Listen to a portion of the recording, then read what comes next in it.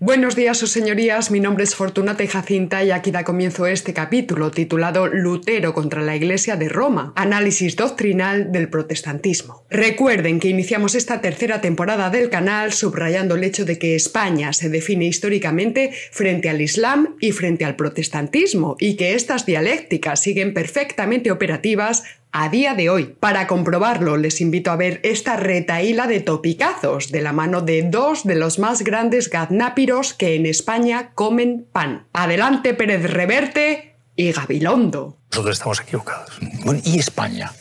¿Qué pasa con este país?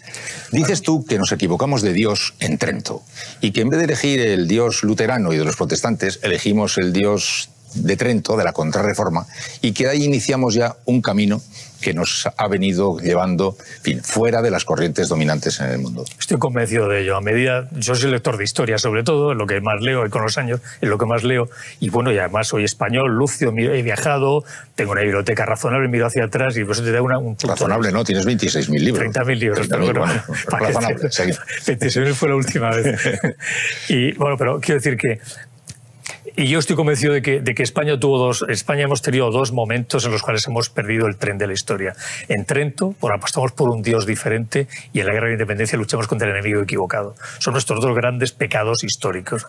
En Trento, porque resulta que cuando aparece un Dios moderno que dice, bueno, pues tú negocia, trabaja, sé ciudadano honrado, haz negocios y Dios te ve con buenos ojos, bueno, y crea ese mundo, ese mundo, digamos, mirando al futuro, que es porque ha hecho sí posible en los países del norte, ¿no? Aquí seguimos todavía aferrados, nos quedamos con ese Dios oscuro, reaccionario, delata al vecino que no es buen cristiano, denuncia la Inquisición aquel tal, escucha el cura en el púlpito, hijos míos, yo, ese tipo de sociedad, ¿no? Entonces, ese Dios oscuro y reaccionario con el que nos quedamos en Trento marcó, ese Dios y sus ministros marcaron una sociedad. Sí, una sociedad, y además los que eligieron el otro Dios aprendieron a leer, porque tenían que leer la Biblia. La Biblia, claro. Mientras que nosotros no. Arrastramos un analfabetismo durante mucho tiempo y ellos se alfabetizaron enseguida. Aquí lo hacía el sacerdote, el obispo de turno era el que leía por nosotros. No dejármelo a mí que yo interpreto, ¿no? Entonces el hechicero, ¿no? Entonces, claro, eso nos hizo acríticos, cobardes, delatores, analfabetos, ruines y viles y envidiosos. Nuestras claraboyas intelectuales pueden tener 30.000 libros en su biblioteca. Pero claramente estos señores no se han enterado o no se quieren enterar de que aquellas guerras que se llamaron de religión fueron al mismo tiempo feroces guerras civiles que enfrentaron a alemanes contra alemanes. Por supuesto, en aquellos tiempos todavía no se podía hablar de alemanes, entre otras cosas porque la ruina en la que quedaron dichos territorios no permitió la unificación nacional de Alemania hasta 1871, ni más ni menos. Nuestros lechuzos tampoco se quieren enterar de que fue en los diferentes territorios donde se consolidó la Reforma, donde se produjeron las más histéricas persecuciones y matanzas de brujas y brujos, y que Lutero defendió su exterminio, con el argumento de que así se cumplía con el precepto bíblico, abrimos comillas, no permitirás la vida de los hechiceros, cerramos comillas.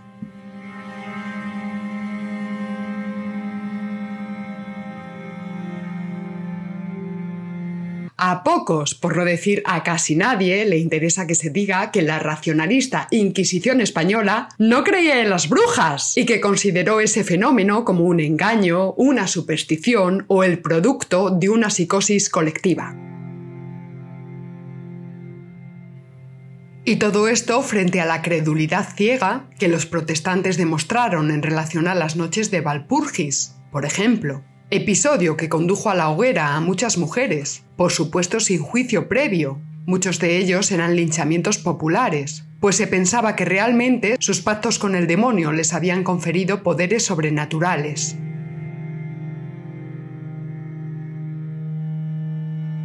Pero da igual, nuestros lechuzos ilustrados siguen hablando de superchería y de oscurantismo católico, aun teniendo delante a la señorita Greta Thunberg, que considera su síndrome de Asperger como un superpoder. Por cierto, que la parroquia de Limman en Suecia ha proclamado a Greta Thunberg como sucesora de Cristo. Al paso tuvo que salir la Iglesia luterana sueca desvinculándose de dicha manifestación. Y así dijo: la Iglesia de Suecia está muy descentralizada y las parroquias son autónomas. Es decir, son libres de tomar sus propias decisiones en la mayoría de los asuntos, incluyendo la creación de opinión. Es decir, son libres de decir majaderías, si tercia. Un ejemplo más del relativismo moral al que conduce el individualismo de la doctrina luterana del libre examen. Luego lo explica ella todo muy bien. A ver, trae eso para acá, a ver qué tal. Pero sigamos, en relación al luteranismo también se silencia oportunamente que la nobleza protestante se hizo inmensamente rica gracias a la ruptura con Roma. Pues a partir de la norma cuius regio, eius religio, los príncipes alemanes impusieron las conversiones forzosas. Además de la expropiación de los bienes de la Iglesia en sus territorios y de la confiscación de las propiedades de los católicos. El joven Carlos V dijo a propósito de Lutero: un solo fraile contra Dios nos quiere pervertir y hacer conocer, según su opinión, que toda la dicha cristiandad sería y habría estado todas horas en error.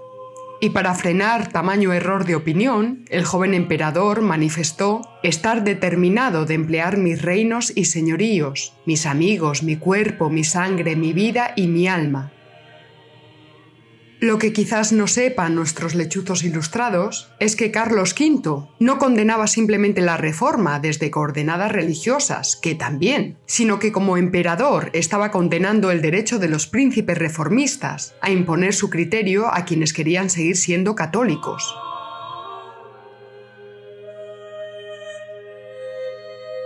30.000 libros, desde luego, deben estar muy bien, señor Reverte, para decorar una biblioteca o para presumir, pero por lo visto no deben ser suficientes para enterarse de que las leyes de discriminación religiosa contra la población católica en Europa estuvieron vigentes hasta hace muy poco tiempo. Y basta recordar la Kulturkampf de Bismarck. Aquí tienen la tan cacareada libertad religiosa del protestantismo. Aquí está. Cacareada incluso y sobre todo por nuestros intelectuales hispanos, en contra de los intereses de España y de las naciones hispanoamericanas, tan atravesadas ya por el protestantismo. ¡Libertad! Señor Gabilondo y Claraboya Reverte, para enterarse de lo básico, pueden ustedes entretenerse con los siguientes capítulos de este canal. El 19, titulado Lutero contra la católica España imperial, donde se explica que el luteranismo necesitó décadas de feroz y sistemática propaganda para implantarse en la mente de los alemanes, que en su mayoría querían seguir siendo católicos. También el capítulo 25, Mito del retraso científico en España, ciencia y técnica en el siglo XVI, donde se enterarán, entre otras cosas, de que el libro de Copérnico, publicado en 1543, estaba prohibido en la Sorbona de París, pero era leído en Salamanca sin ningún problema. Asimismo, pueden echarle un vistazo al Forja 26, la Inquisición española, donde comprobarán que si el hispanista sueco Arnoldsson consideraba a la leyenda negra como la mayor alucinación colectiva de Occidente, la extraordinaria deformación alcanzada por el mito de la Inquisición resulta sencillamente inenarrable. ¿España se equivocó de Dios en Trento? ¿De verdad? ¿Pensamiento crítico de los protestantes frente al fanatismo católico? ¿En serio? Posiblemente los youtubers no seamos santos de la devoción de los ínclitos Reverte y Gabilondo. En ese caso, nuestros lechuzos quizás prefieran la lectura de las memorias de Ingmar Bergman, textos en los que el director de cine sueco describe con descarnada crudeza el rigorismo moral de su padre, pastor luterano de la muy luminosa y muy moderna Suecia del siglo XX. Causa verdadero sonrojo que sujetos de tantísima autoridad se hayan tragado, precisamente de forma acrítica, toda la publicidad hagiográfica sobre Lutero, toda enterita. Una propaganda que invariablemente presenta a su protagonista como un genio rebelde y libertador. Rebelde contra todos, salvo contra su señor temporal, Federico de Sajonia, que era quien le pagaba como profesor de la universidad y a cuyos intereses políticos y económicos sirvió durante toda la vida.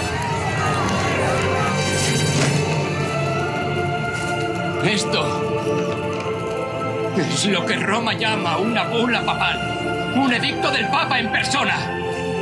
Solo hay una cosa que hacer con esta ráfaga de viento. Recordemos de hecho que en la Gran Guerra Campesina de 1525, Lutero se situó al lado de la clase dominante y así escribió Mars. Lutero solo venció a la esclavitud por devoción, colocando en su lugar a la esclavitud por convicción.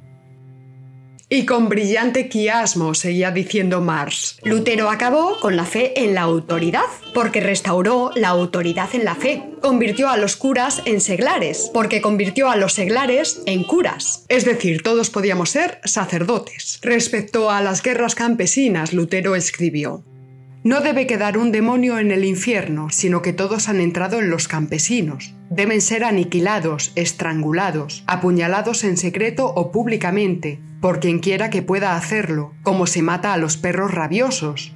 Pues nada puede haber más venenoso, dañino y diabólico que un rebelde. Quien vacile en hacerlo, peca. Por tanto, apreciables señores, matad cuantos campesinos podáis. Y esto por no hablar de las diatribas antihebraicas, antijudías que escribió el siempre acríticamente admirado Lutero. Silenciando todas estas realidades, películas, documentales y libros de texto proselitistas suelen presentar a Lutero como un héroe justiciero y develador de todas las iniquidades de la Iglesia de Roma, a la que invariablemente se presenta como una institución autoritaria, represiva y corrompida hasta el tuétano por la política y la lujuria. Lo que no se entendería bien es cómo una institución esencialmente corrupta puede haber perdurado 2000 años. Por consiguiente, vamos a empezar negando lo que afirma la publicidad sobre Lutero, pues ni fue genio, ni rebelde, ni libertador. Empezaré diciendo que Lutero era un fraile agustino sajón, nacido en 1483 en los territorios que hoy conocemos como Alemania, y que es mundialmente conocido por ser el impulsor de la mal llamada Reforma, un proceso que en realidad supuso una ruptura de la Iglesia en sentido religioso y también una ruptura de la cristiandad en sentido político, tal y como le recriminó Erasmo. Es decir, no se trató de un cisma como el de Oriente, donde ambas partes mantuvieron lo principal del depósito de la fe. La mal llamada Reforma, en cambio, no solo supuso la anulación de prácticamente toda la dogmática y liturgia cristiana, sino que se ajustó muy bien a la ambición de los grandes duques alemanes, que buscaban su propia cuota de poder, arrebatándosela a las dos potestades supremas de la cristiandad, el Imperio y la Iglesia de Roma. En esta lucha, Lutero les invita a hacerse jefes de sus respectivas iglesias nacionales, para lograr así su propia soberanía territorial. Es decir, el triunfo del protestantismo se debió antes a razones mundanas que a razones teológicas, y en esencia supuso la creación de una nueva religión. Por otro lado, movimientos reformadores en el seno de la Iglesia había habido muchos antes de Lutero, pero digamos que a todos ellos les había faltado la oportunidad política. En el siglo IV, por ejemplo, encontramos la herejía de Prisciliano, hoy día tan reivindicado por los protestantes. Prisciliano también introdujo una nueva forma de leer la palabra de Dios. Llegó a adelantarse varios siglos a los movimientos protestantes de Lutero. Él decía que se tenía que interpretar libremente la Biblia, que no necesitábamos intermediarios, que no necesitábamos sacerdotes, sino que cada uno podía hacer una libre interpretación de las Sagradas Escrituras. En los siglos XII y XIII aparecerán los albigenses, quienes en nombre del cristianismo primitivo atacaban al cristianismo organizado, quemando cruces, imágenes de santos e iglesias y oponiéndose a las órdenes religiosas, a la jerarquía eclesiástica y al Papa.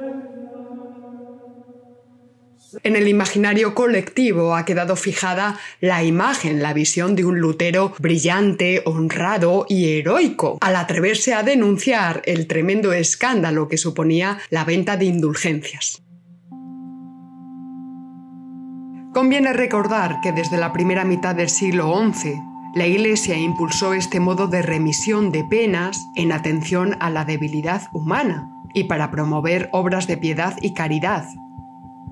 Y si bien es cierto que lo recaudado a menudo servía para financiar guerras, cruzadas y construcciones de iglesias y catedrales, también es cierto que con frecuencia revertía al propio pueblo, bajo la forma de construcciones de puentes, mantenimiento de universidades, hospicios u otras formas de ayuda a menesterosos.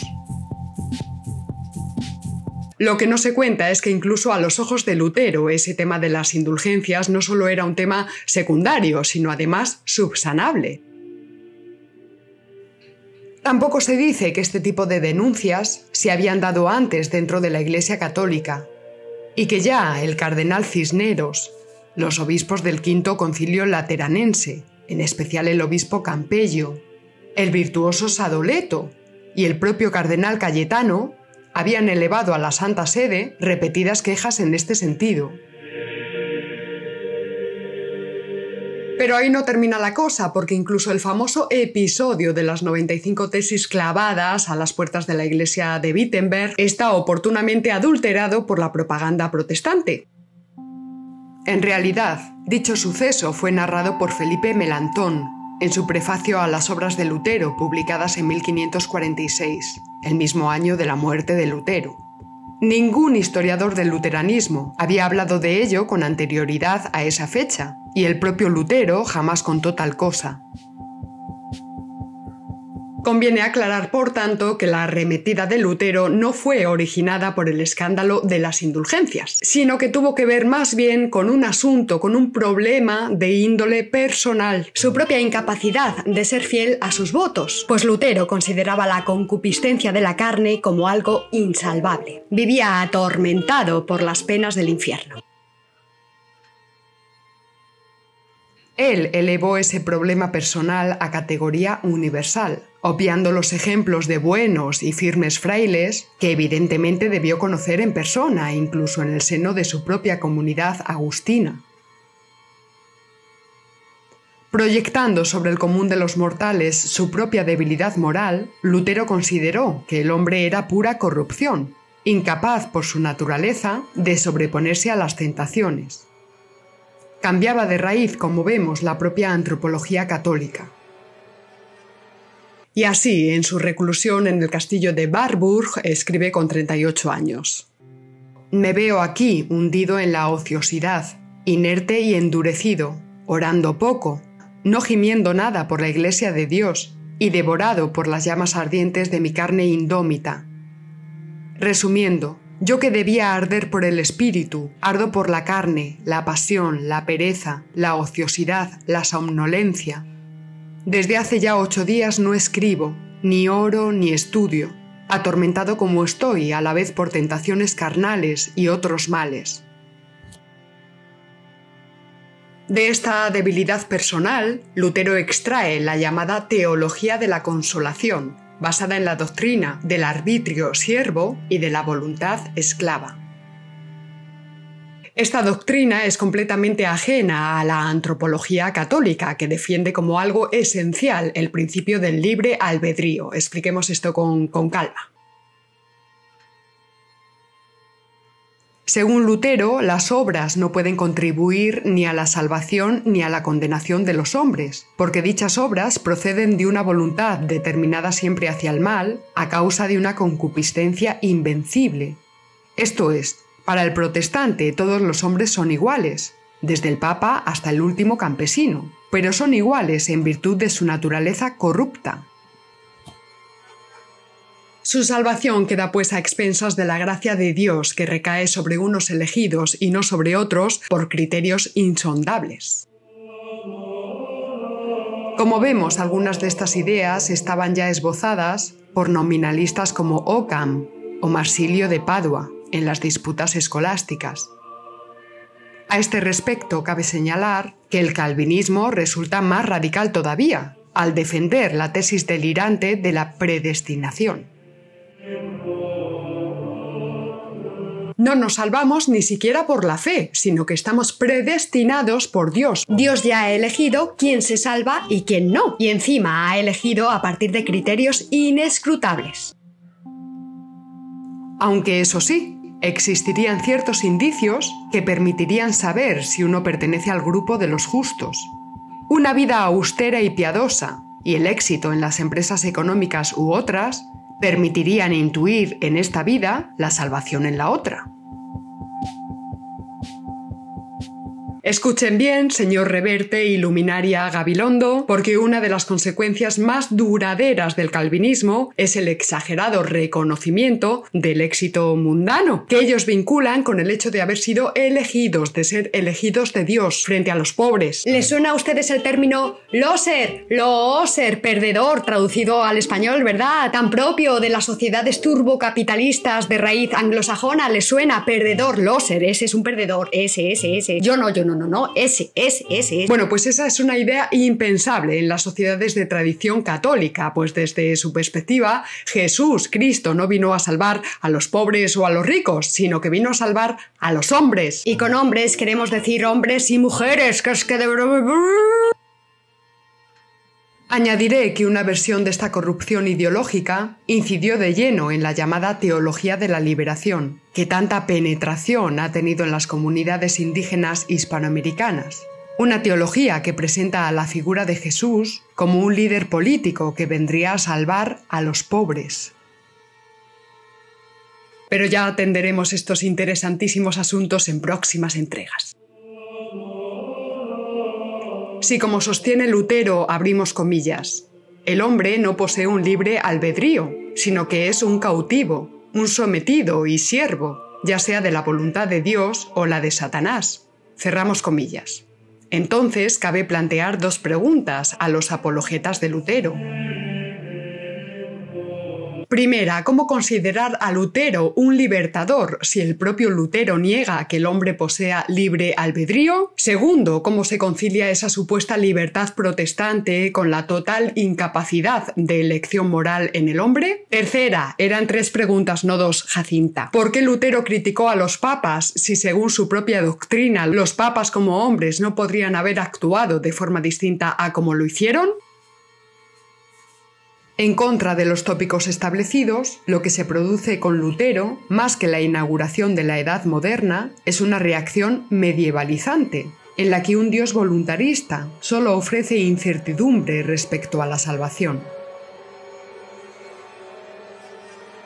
La pregunta protestante, por tanto, es obvia. Si las obras no importan, ¿qué más da entonces si pecamos o no? En su famosa carta a Melantón, Lutero afirma: peca y peca fuertemente, pero confíate a Cristo y goza con Él con mayor intensidad, porque Él vence al pecado y la muerte. Mientras estemos en la tierra tendremos que pecar, porque en esta vida no habita la justicia. Basta con reconocer al Cordero de Dios que quita el pecado del mundo, y de Él no nos apartará el pecado, aun si fornicamos y asesinamos miles de veces en un solo día. En definitiva, Lutero determina que el hombre se salva por la fe, siendo irrelevantes sus obras. Es decir, ya no hace falta cumplir con los mandamientos. Los pecados no condenan, fortu. ¡Qué manera prodigiosa de exculparse a sí mismo y a su propia debilidad moral!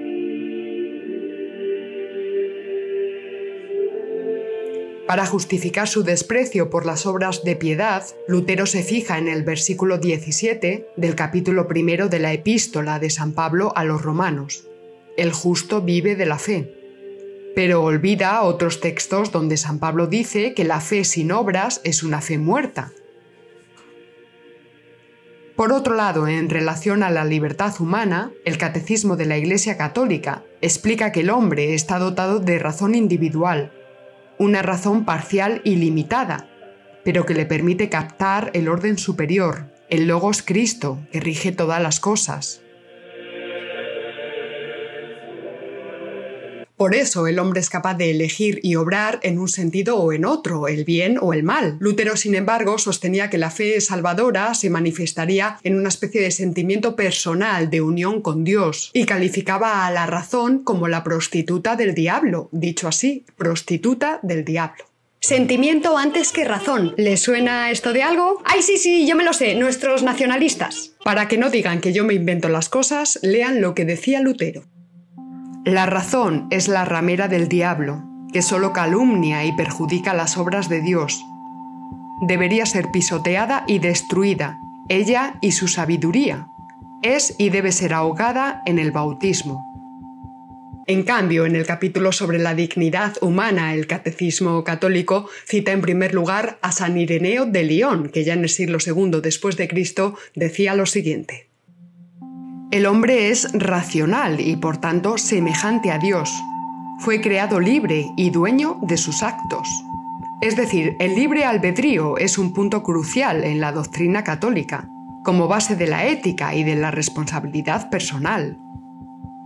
Desde el punto de vista católico, fe y razón conducen a Dios. La filosofía, por tanto, esto es, la razón, es una instrucción preparatoria a la fe cristiana, y ahí está toda la tradición escolástica para demostrarlo.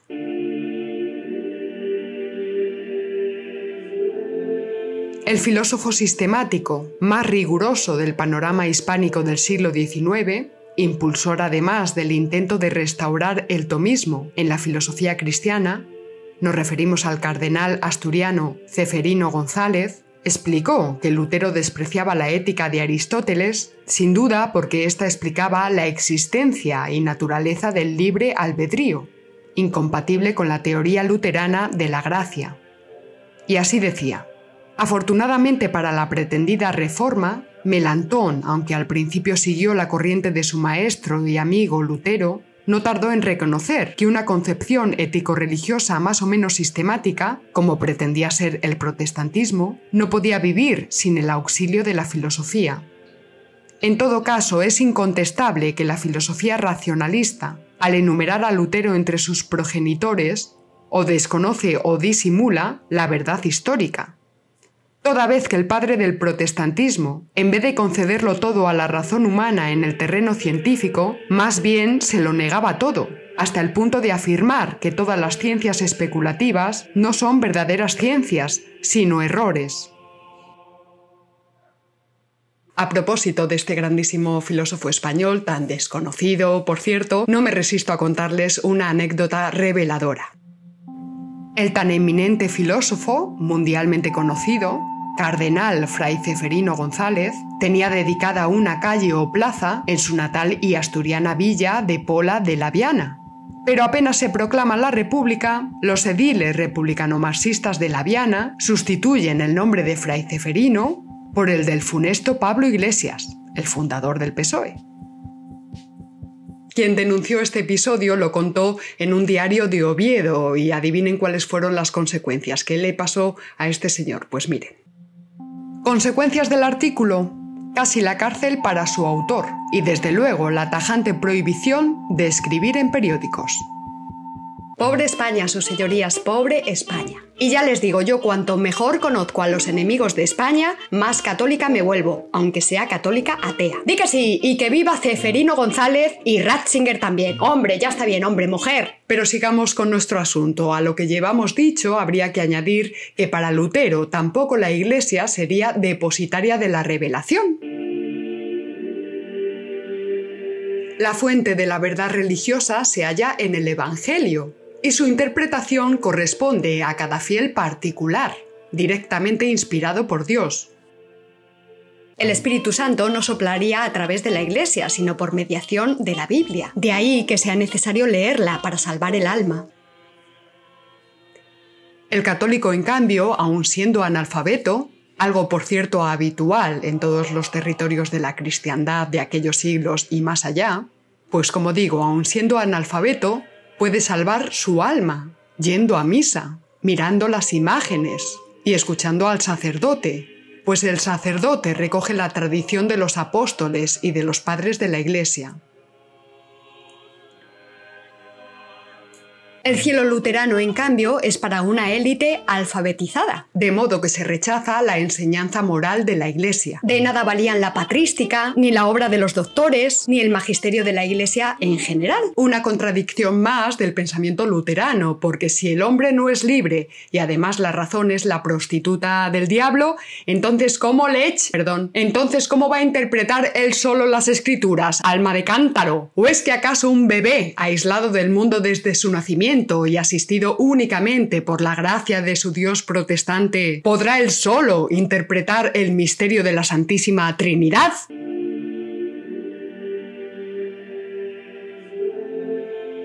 Desde la perspectiva de Lutero, sola fide y sola escritura, fe y escrituras, la Iglesia no serviría para nada. Ni el sacerdocio ministerial, ni la mayoría de los sacramentos, ni los votos monásticos, ni sobre todo el papado, máxima invención del anticristo, según Lutero. La doctrina teológica del protestantismo, por tanto, tiene entre sus principios fundamentales la oposición al reconocimiento de la autoridad tanto del Papa, a quien no reconoce como el vicario de Cristo en la tierra, como de cualesquiera especialistas eclesiásticos para interpretar la revelación de Dios contenida en la Biblia. De ahí su idea del libre examen, según el cual todo el mundo, cualquier persona, puede interpretar las Escrituras sin necesidad de un mediador, suprimiendo así cualquier diferencia entre el estado eclesiástico, propio de aquellos que son letrados, y el laico, el de los legos. Todos somos sacerdotes, dice Lutero. Por esta vía también se justifica el libre examen de conciencia. El creyente se comunica directamente con Dios. No necesita mediadores, ni confesión, ni curas, ni perdón, ni nada de nada de nada. Solo su conciencia subjetiva y su sentimiento de unión personal con Dios. Pero esta presunta autonomía moral no es que sea una apariencia falaz, es que es directamente, abiertamente un engaño. En primer lugar, porque todas las iglesias reformadas constituyeron cleros, jerarquías, ritos y dogmas, así como organismos e inquisiciones contra los disidentes. Y en segundo lugar, porque el tan cacareado libre examen de conciencia e interpretación personal de las Escrituras es sencillamente imposible. El autos es una fantasía conceptual y el principio de todas las sustantificaciones metafísicas, porque nadie puede autoformarse, autoconocerse o autodeterminarse, y tampoco puede hacerlo un protestante por mucho que se empeñe. Dicho de otra manera, por muy intensamente que el protestantismo predique la libre interpretación de la Biblia, un creyente luterano necesitará apoyarse necesariamente en una serie de instituciones históricamente dadas. En primer lugar, una lengua y una gramática y también una filología y una filosofía que le permitan interpretar a la manera protestante el sentido, las ideas de aquellas palabras que lee, que está leyendo. En resumidas cuentas, se apoyará necesariamente, forzosamente, en una tradición. Tiene bemoles lo de la libre interpretación. En caso contrario, ni la doctrina protestante ni ninguna otra podrían perdurar a lo largo del tiempo, pues la acumulación sucesiva de interpretaciones subjetivas provocaría rápidamente el efecto de un teléfono estropeado, dando lugar a auténticos disparates. Más aún si se acepta que la interpretación de cualquier ceporro valdría tanto como la del propio Lutero, pues bastaría que fuera sentida con sinceridad. ¿Aceptaría Lutero que cualquier palurdo de Alaska, emocionalmente vinculado con la fauna de su pueblo, en lugar de decir «He aquí el Cordero de Dios que quita el pecado del mundo», dijera «He aquí el cachalote de Dios que quita el pecado del mundo»? ¿Lo aceptaría? ¿En qué forma milagrosa podría advertir un creyente protestante el profundo significado filosófico-teológico que encierra la palabra cordero en el cristianismo como idea de sumisión, si no es a través de una tradición y de una transmisión más o menos ortodoxa de dicha idea a lo largo del tiempo?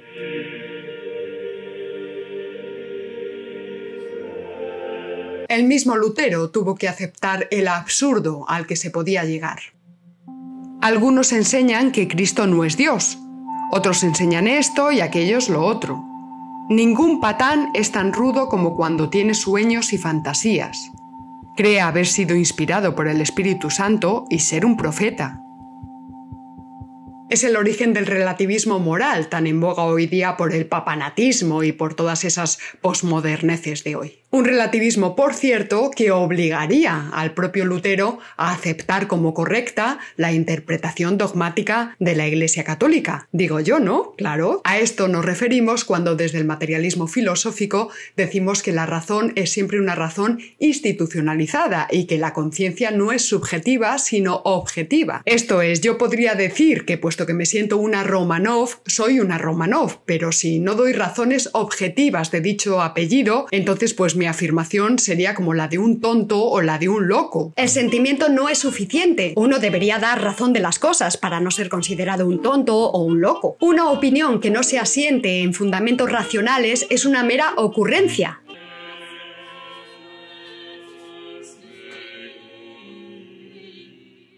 Lechuzo Reverte y Claraboya Gabilondo. Justo fue eso lo que trataron de hacer durante 18 largos años los teólogos católicos del Concilio de Trento. Dar razones, esto es, dar fundamentos filosóficos, teológicos, capaces de recubrir dialécticamente a las doctrinas luteranas, impidiendo, entre otras cosas, que en nombre del libre examen pudieran sostenerse delirios del tipo «He aquí el cachalote de Dios que quita el pecado del mundo». Añadiré por último que Lutero excluyó la idea de los santos, también las imágenes y la preeminencia de la Virgen María como intercesora tradicional en el catolicismo. También suprimió el purgatorio, que el catolicismo entendía como lugar de purificación de los creyentes, una idea que trataba de superar el maniqueísmo del bien y el mal absolutos, con el fin de humanizar las penas. La idea del purgatorio se combinaba con el sacramento de la confesión particular y secreta de los pecados, así como con el concepto del tesoro de méritos, acumulado por los santos y personas virtuosas, tesoro del que podían beneficiarse los menos virtuosos, cumpliendo ciertos requisitos.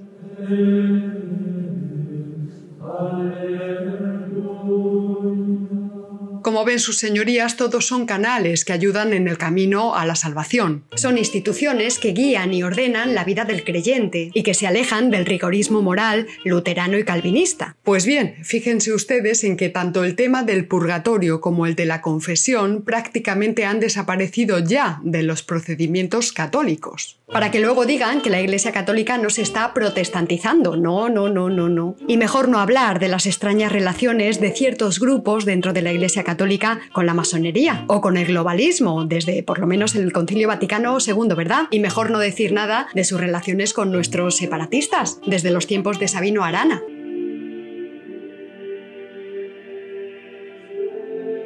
Pero sigamos. Lutero también suprimió los votos monásticos y el celibato eclesiástico. Él mismo se exclaustró y se casó con una exmonja. El sacerdocio tradicional fue sustituido por pastores, elegidos por las comunidades y con limitada capacidad orientativa.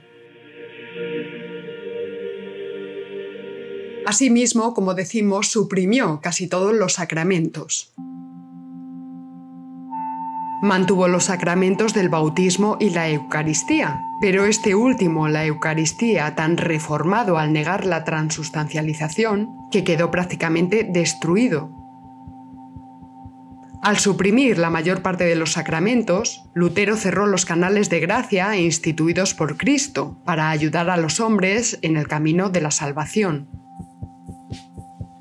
Es decir, la función de los sacramentos, su tarea es enseñar a los hombres el camino recto hacia la felicidad. Una idea de felicidad cuyo contenido objetivo es Dios mismo, según el desarrollo de la teología tomista tan revalorizada en aquella España imperial. Habrá que decir una vez más que dicho racionalismo tomista venció en España al agustinismo político, que fue el que se impuso en los territorios protestantes con la asimilación del cesaropapismo y otras cosas. Y que esto marcaría diferencias sustanciales entre el modelo de imperialismo hispano-católico y el modelo del imperialismo protestante, el inglés, por ejemplo, tal y como hemos ido viendo en distintos capítulos. Y ya, para rubricar este capítulo, cederé la palabra al propio Lutero, quien, consciente de ciertos efectos indeseados de sus doctrinas, escribió: «Cuanto más se avanza, peor se torna el mundo. Bastante se ve como el pueblo es ahora más avaro, más cruel, más impúdico, más desvergonzado y peor de lo que era bajo el papismo». No obstante, su determinación persistía. ¿Quién se habría puesto a predicar si hubiéramos previsto que de ello resultarían tantos males, sediciones, escándalos, blasfemias, ingratitudes y perversidades? Pero ya que estamos en ello, hay que tener buen ánimo contra la mala fortuna. Pues ya, hasta aquí hemos llegado. Agradezco como siempre su apoyo a todos los mecenas de Fortunata y Jacinta. Calculando que YouTube pueda estar haciendo de las suyas, les recuerdo que le den a la campanita, que supervisen todos los avisos de notificaciones, la suscripción, etc. Para que no se pierdan ninguno de los capítulos que con tanto cariño Jacinta les prepara semanalmente, o eso intentamos. Nos vemos en la próxima entrega y recuerda, si no conoces al enemigo ni a ti mismo, perderás cada batalla. ¡Hasta luego!